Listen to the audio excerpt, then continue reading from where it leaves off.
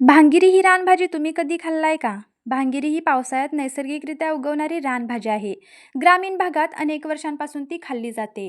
रानभाज्या या महाराष्ट्राच्या ग्रामीण खाद्यसंस्कृतीचा महत्त्वाचा भाग आहेत. ही भाजी शेतांच्या बांधावर, माळरानावर बघायला भेटते. याला जांभळ्या रंगाची फुलं देखील असतात. या भाजीमध्ये खूप मोठ्या प्रमाणावर फायबर असल्यामुळे पचनासाठी ही भाजी खूप उपयुक्त आहे. तसंच जीवनसत्व, खनिजे आणि नैसर्गिक अँटीऑक्सिडंट घटक देखील असतात. चला आता ही भाजी बनवायची कशी ते बघूया. भांगिरीच्या भाजीची कोवळी पानं खुडायची आणि स्वच्छ धुवून घ्यायची आणि जेवढी बारीक चिरता येतील तेवढी चिरायची. या भाजीला खूप उग्र वास असतो, त्यामुळे सुरुवातीला ही भाजी शिजवून घ्यायची. शिजल्यावर यातलं पूर्ण पाणी काढून घ्यायचं. शिजल्यावर या भाजीचा कलर थोडासा काळपट होतो.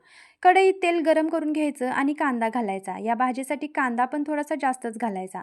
कांदा परतून झाल्यावर तिखट आणि हळद घालायची. मग छान परतून घ्यायचं आणि शिजवून घेतलेली भाजी घालायची आणि छान परतायचं आणि शेवटी मीठ घालून पुन्हा छान परतून घ्यायचं आणि तयार आहे आपली भांगिरीची भाजी.